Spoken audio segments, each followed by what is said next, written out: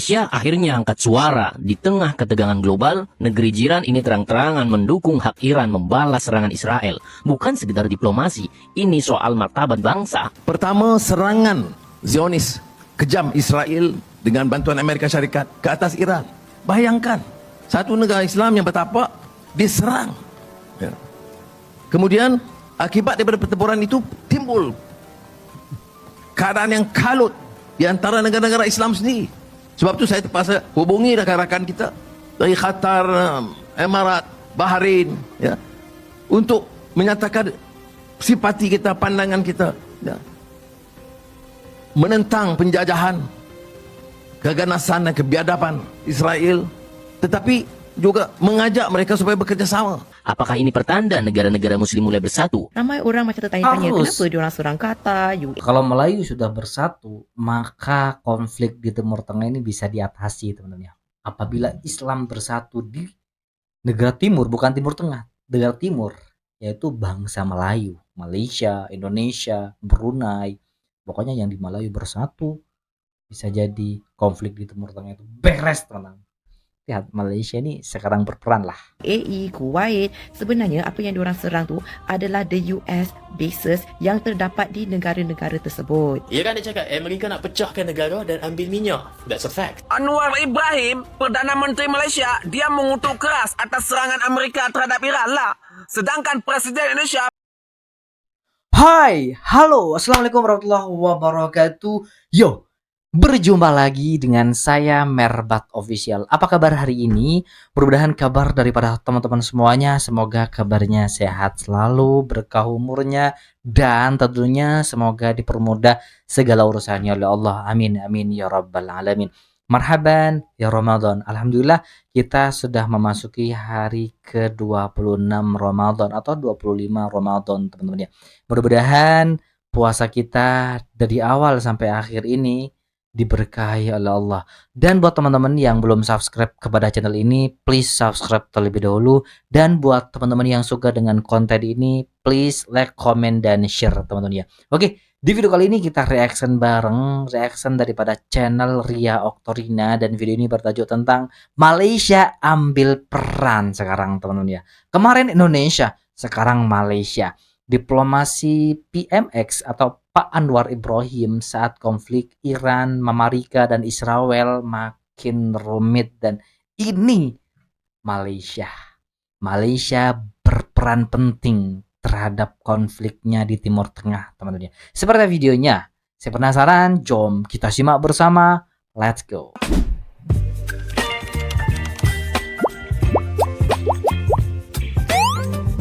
Halo teman-teman, Halo. kembali lagi di channel Ria Oktorina. Belakangan ini, perhatian dunia kembali tertuju pada konflik yang semakin memanas antara Iran dengan Amerika dan Israel. Situasinya makin kompleks karena melibatkan banyak kepentingan dan juga memicu reaksi dari berbagai negara.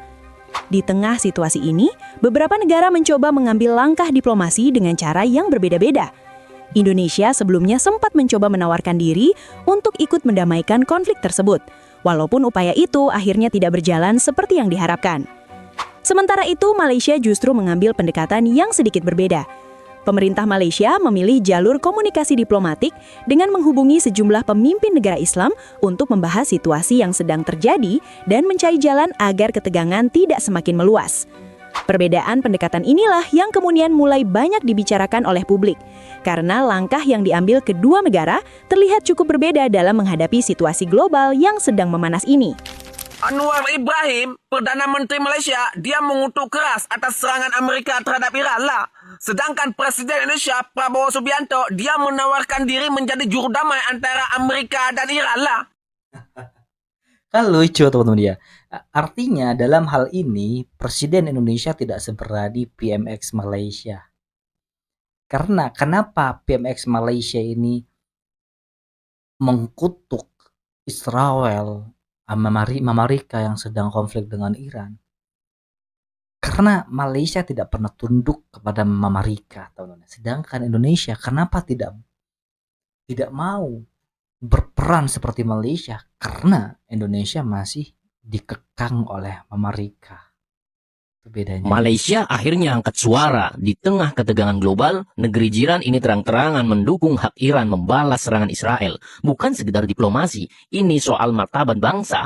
Perdana Menteri Malaysia mengatakan bahwa Iran berhak membela diri. Menurutnya, jika dunia membiarkan Israel bertindak semena-mena, maka keadilan internasional tidak ada artinya lagi. Sobat cerdas, bagaimana menurutmu? Apakah ini pertanda negara-negara muslim mulai bersatu? Atau justru awal perpecahan yang lebih besar? Dalam beberapa hari ini memang kalau istilah orang sini dia kata serabutlah kita. Ya.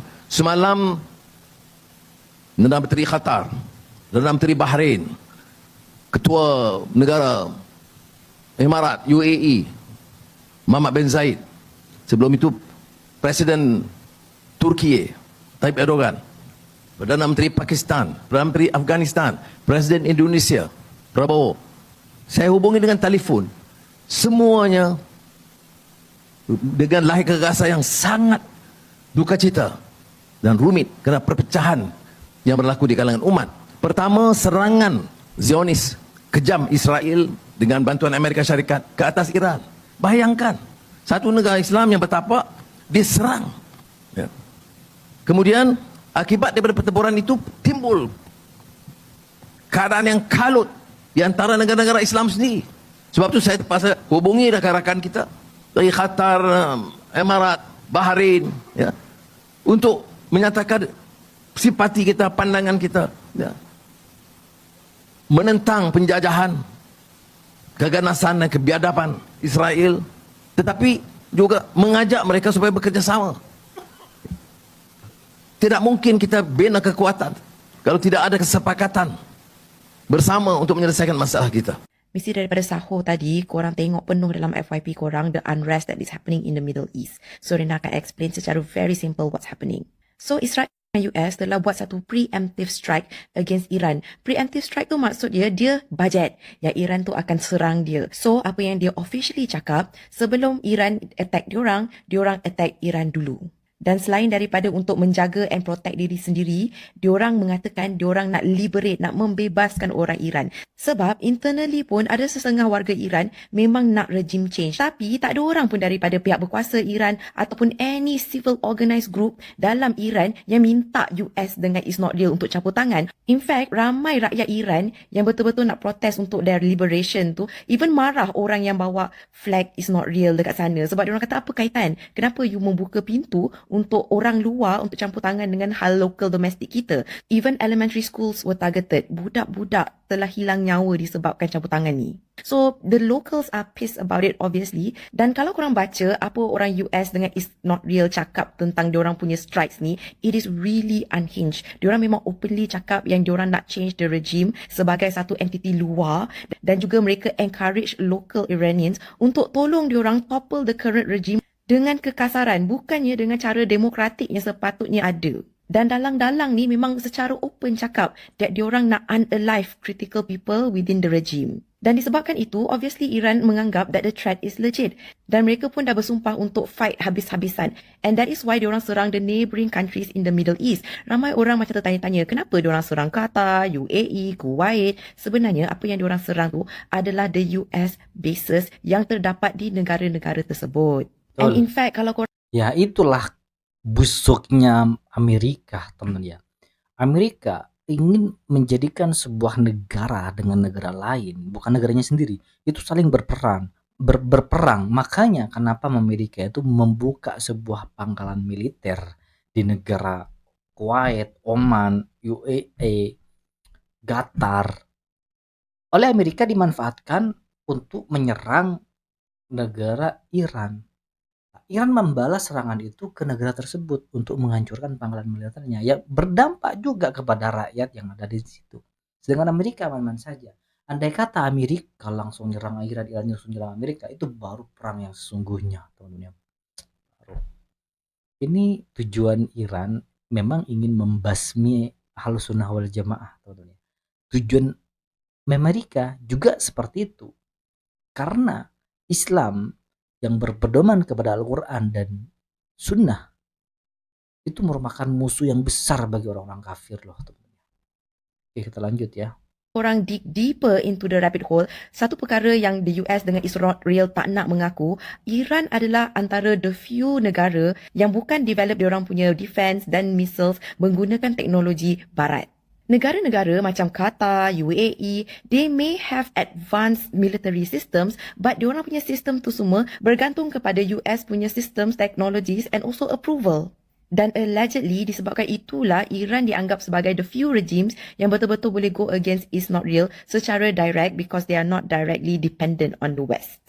Satu malapetaka yang besar akan menanti kalau tentera darat Amerika Syarikat berani menjejakkan kaki ke bumi Iran. Amaran keras itu datang daripada Pegawai Keselamatan Kanan Iran yang menegaskan bahawa tentera Iran sebenarnya sudah bersedia sepenuhnya untuk menghadapi kemungkinan pencerobohan oleh tentera darat Amerika Syarikat. Ali Larijani juga cakap yang Iran sebenarnya dia tak takut langsung dengan ancaman Washington, malah mendakwa yang mana-mana tentera Amerika Syarikat yang cuba mendarat dekat Iran boleh berhadapan dengan satu serangan balas yang sangat besar. Kenyataan ini datang ketika konflik antara Amerika Syarikat dan Iran semakin memuncak dengan serangan udara peluru berpandu yang berbalas-balas dan juga drone yang berterusan dekat beberapa lokasi dekat Timur Tengah. Dan guys, kalau korang baca perkembangan terbaru, ketegangan ni dah pun merebak ke laut apabila sebuah kapal perang Iran iaitu Iris Dana dilaporkan tenggelam lepas kena torpedo yang dilancarkan oleh kapal selam tentera laut Amerika Syarikat dekat lautan Hindi berhampiran dengan Sri Lanka. Serangan tu dikatakan telah mengorbankan sekurang-kurangnya 87 kelasi,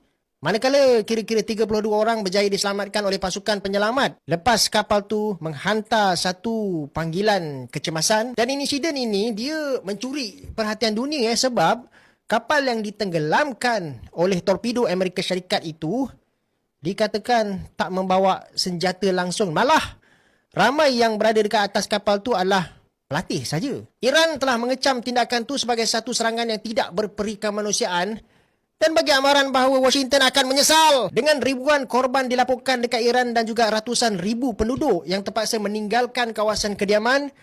Ramai penganalisis yang bagi amaran yang krisis ini berpotensi berkembang menjadi satu konflik serantau yang lebih besar kalau tak ada sebarang usaha yang segera untuk meredakan ketegangan. Seperti yang kita tahu, konflik antara Iran melawan Amerika dan Israel semakin hari semakin kompleks. Ketegangan yang terjadi membuat banyak negara mulai mengambil sikap masing-masing. Indonesia sebelumnya mencoba menawarkan diri sebagai pihak yang bisa membantu proses perdamaian. Namun, langkah ini justru mendapat penolakan dari Iran. Salah satu alasan yang banyak dibicarakan adalah karena Indonesia diketahui ikut bergabung dalam organisasi Board of Peace yang diketuai oleh Donald Trump. Keikutsertaan Indonesia dalam organisasi tersebut membuat Iran menjadi kurang percaya terhadap posisi Indonesia sebagai mediator. Karena dalam diplomasi internasional, kepercayaan menjadi hal yang sangat penting. Akibatnya, upaya Indonesia untuk menjadi penengah konflik tersebut tidak berjalan sesuai harapan. Hal ini kemudian menjadi bahan diskusi di berbagai kalangan, terutama di media sosial yang ramai membahas posisi Indonesia dalam konflik tersebut. Ada dua benda sedang tunjuk yang Iran akan survive perang ni. Pertama, terkorbannya Ali Khamenei patut buat Iran tu terlangkuk. Tapi apa yang kita saksikan? Sebaliknya, rakyat ikut protokol kerajaan yang berubah-ubah. Solat Jumaat penuh masjid, defiance, musuh tak dapat jejak calon-calon pengganti dan akhirnya Mojtaba Khamenei dasar ambil alih. Bermakna asas kenegaraan tu masih kukuh. Itu pertama. Yang kedua pula, Amerika datang membawa semangat pembebasan. Tapi on the first day mereka serang, apa yang berlaku? 165 kanak-kanak di sekolah minat dah jadi mangsa berdilah. Ni dah berkali-kali saya cerita. Tapi pada 9 Mac ada bukti kukuh yang penyerang tu bukan Iran seperti difitnah. Asalnya tu saya betul-betul pro Israel. Bukan main cakap misil Iran misfire dan jatuh kat sana. Tapi let me ask you something. Sejak bila Iran ada Tomahawk? You use the Tomahawk at the school. A Tomahawk, antara misil paling dahsyat yang ada dalam inventory Amerika sahaja. Warhead 450 kg, jarak 2500 km dan kelajuannya pula boleh mencapai 900 km sejam. Boleh lancar daripada laut, boleh lancar daripada darat. Even Ukraine nak dapat benda ni pun Amerika tak bagi. Israel tak ada Tomahawk. Tapi alih-alih bila dah kantoi teruk, Donald Trump membabun kata Iran pun ada Tomahawk. Nenek dia Iran dah tunjuk gambar ni, yakni mekanisme pemandu dan juga antena satelit, all adalah US made. Nah, close up. Pengeluar produk ni adalah Ball Aerospace and Technologies Corp yang dikontrak pada tahun 2014 siap berkod Department of Defense. Ini satu lagi yakni motor actuator digunakan nak pandu sirip Tomahawk, Globe Motor, Stanley Avenue, Dayton, Ohio, made in USA. Nah, bukti procurement yang saya jumpa Globe Motors dikontrak $551,000 untuk other engine equipment manufacturing, $489,000 untuk other measuring and controlling device manufacturing dan $421,000 untuk 92 unit hydraulic actuator serta $368,000 untuk 40 unit linear actuator. Bayangkan rakyat Amerika tak boleh nak dapat healthcare untuk benda-benda ni yang digunakan nak bedil anak-anak di sekolah. That's freedom for you. Nak tengoklah, mereka akan kata ni bukannya daripada Amerika Syarikat, sebaliknya ni adalah produk Amerika Syarikat yang telah pun diseluduk masuk kat Iran untuk mereka blame Iran. Berdasarkan dua ni je, saya berpendapat rakyat Iran tak akan turun kat jalanan untuk gulingkan kerajaan Amerika. Benar, sebelum perang, ramai tak puas hati. Tapi ada beza marah pada kerajaan dan khianati negara. Maka satu-satunya cara Trump ada sekarang ni adalah turunkan tentera darat yang semestinya ditunggu Iran. Iran mungkin tak mampu nak cover daripada serangan udara, tapi on the ground, it's a nightmare. Sebab tengok je kawasan pegunungan macam mana negara Iran tu. Strategi Iran buat masa ni kekal sama, misil balistik, kawanan drone dan juga tutup Selat Hormuz. Tapi ada something mereka buat baru-baru ni, sekatan kat Hormuz dan bedilan oil depots buat harga minyak melambung tinggi. Ketika video ni dibuat, $92 macam tu, tetapi 6 jam sebelumnya dah pun mencecah $116. Paras paling mahal dah tu. Cuba Trump tenangkan market dengan kenyataan palsu, katanya perang ni nak stop very soon. Bila market dah tutup, Trump buat U-turn, kata pencapaian Amerika belum cukup. Iran pula tak sue for peace. Mereka sedang buat keras, yang mana buat masa ni mereka tolak sebarang perbincangan untuk ceasefire dengan Amerika Syarikat, meaning that hala tuju perang ni tak ada kat tangan Amerika je. Nah, pendirian ni betul ke tidak kalau tanya pendapat saya? Ada dua jawapan kat sini. Pertama sekali, Iran sedang berlaku sombong terhadap orang yang sombong. Dia basically pergi kepada maruah lah. Itu pertama. Kedua pula, kalau Iran terima peace tu sekarang, I mean on this moment, Trump kata nak end the war, okay, Iran terima. Apa yang akan menghalang Amerika Syarikat ataupun Israel daripada nak ulangi semula perang ni pada tahun hadapan? Dia akan jadi macam ceasefire, negotiation, stop, provocation, negotiation, kembali ke medan perang. Benda tu kita dah belajar pada tahun 2025, segala pattern tu diulangi sampai tahun 2026. Apa yang akan menghalang dua penguasa tu daripada mengulangi benda yang sama? Lebih-lebih lagi, andai kata na'udzubillah Republican menang midterm nanti. For now, Amerika boleh sustain secara ekonomi untuk tampung kos perang ni. Sebab apa mereka boleh? Sebab dunia ni ada ramai manusia berduit yang tak bermoral. Kalau desperate, Amerika keluarkan war bond, dan sekarang ni pun kalau kita tengok, US Treasury Bill dah pun menjadi rebutan. Tapi Amerika secara politikal tak boleh sustain perang ni. Demokratik secara all out menentang perang di Iran. Mereka gagal nak force war powers resolution kat House of Representatives dan juga Senate. Lulusnya war powers ni bermakna Kongres akan paksa Trump berhenti, which he won't. Ke tahap Kongres kena guna kuasanya untuk, sebagai contoh, tak luluskan bajet. Cuma so far tak lulus lagi war powers ni, yang mana Demokratik cakap akan continue usulkannya supaya dapat akhirnya stop the war. Rakyat Amerika pula dah rasa kepedihan minyak naik. Juak-juak Trump yang selama ni menyembah dia, kata dia anti perang, sekarang berkata ini small price to pay for freedom. Tak semua setuju dengan benda tu, yang kita dapat tengok secara mendalam dah semasa midterm election bulan November nanti. So far keadaan kat Iran memang teruk. Ahli jawatan kuasa kesihatan Parlimen Iran dah pun memberitahu yang 9 hospital dalam negara Iran tu dah tak beroperasi sebab serangan. Bekalan ubat pula cukup dalam tempoh 6 bulan ni je. Alang-alang cakap pasal ubat, bantuan akan tiba di Iran dari Azerbaijan, menyejukkan keadaan selepas serangan drone tempoh hari. So, it's a good development lah. Azerbaijan dan Iran, dia tak bersekita. Amerika Israel masih tak stop menyerang Iran sebab bila di jalan Meshahar dah pun jadi sasaran. Tengok ni, berkecai habis. Ada banyak serangan lain dan tak kisah betapa keras serangan mereka, Iran is not falling kerana bangunan boleh dibina semula. Iran dia cakap Amerika nak pecahkan negara dan ambil minyak. That's a fact. Benda ni keluar daripada mulut ahli politik Amerika sendiri, yakni Lindsey Graham, yang sedang dibahan. Why not airdrop dia kat Tehran? Saya setuju. Memandangkan demikian hari, target Israel target oil depot kat Iran, balasan sedang diusahakan. Tentera Iran dah pun hantar drone target tangki minyak dan loji penapisan di Haifa. IRGC siap cakap. Ya, itulah video reaction hari ini, teman-teman ya. Peran penting Malaysia mendiplomasikan dirinya sebagai mediator di tengah konflik antara Iran, Amerika, dan Israel itu bisa dipercaya, teman-teman ya. Kenapa Iran tidak percaya dengan Indonesia? Karena Indonesia sudah bergabung dengan Board of Peace, teman-teman ya. Iran merasa ini ada sangkut pautnya dengan Amerika, makanya tidak percaya dengan Indonesia. Kalau Malaysia ambil peran penting dalam hal ini, pasti dapat kepercayaan dong, karena tidak ada kaitannya dengan BOP Malaysia. Oke, itulah video reaction hari ini. Mungkin teman-teman yang suka dengan video ini, silahkan bantu dengan cara menekan tombol like, komen, dan share. Jangan lupa juga di subscribe channel daripada Merbat Official ini. Baik, kita akhiri dan ketemu di video berikutnya. Wassalamualaikum warahmatullahi wabarakatuh.